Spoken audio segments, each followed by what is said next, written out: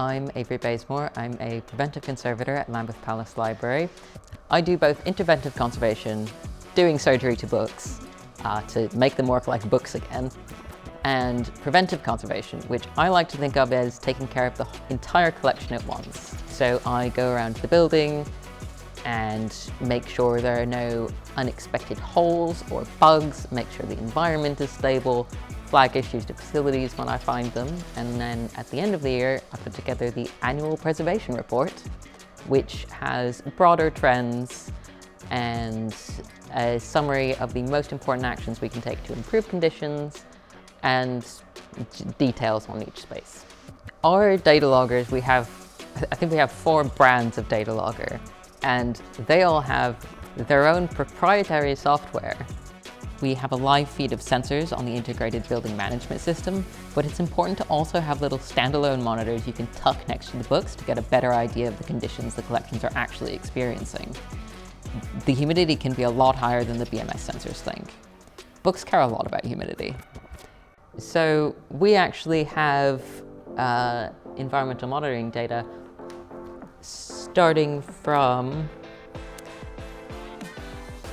1986, and that was using this sling psychrometer or whirling hygrometer. What is that? It's 2 thermometers, one wearing a wet sock, and you swing it around for a minute, and then you measure the temperature on the dry bulb and the temperature on the wet bulb, and the amount by which the wet bulb is lower determines the humidity. It's basically sweating. 7-day hygrothermograph.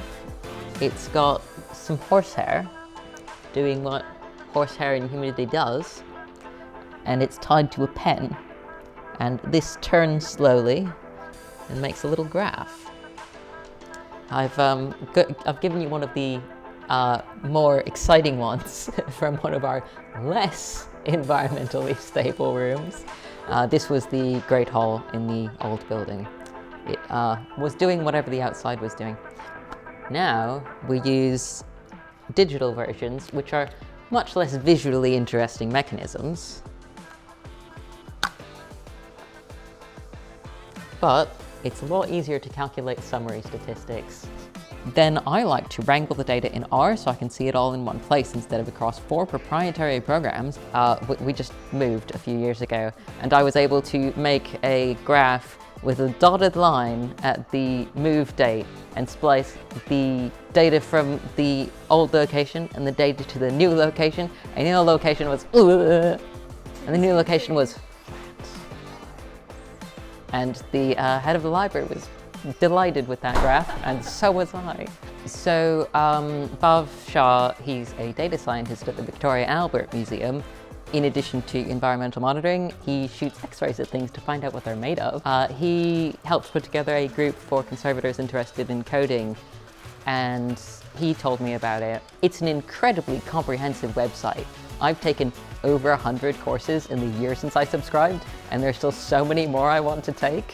So I got the certifications partially because they come free with your subscription, and you can hardly lose anything for trying aside from a 2-week cooldown, so might as well. I got all 5 of the available ones, including the exciting new data engineer certification. It wasn't too bad. I did budget at least 4 days and ran right up to the 30-day deadline on the data scientist professional one, because I thought, I think this problem could use a little natural language processing, and I did half the skill track before I decided my model was good enough, and it was. It helps me feel more confident about applying for a role on the data services team within my organization, which I didn't get, but I started part-time secondment with them in 2 weeks. The data services team here uses R to do their analysis, but I'll find out what everyone else uses, all the other bits of the team.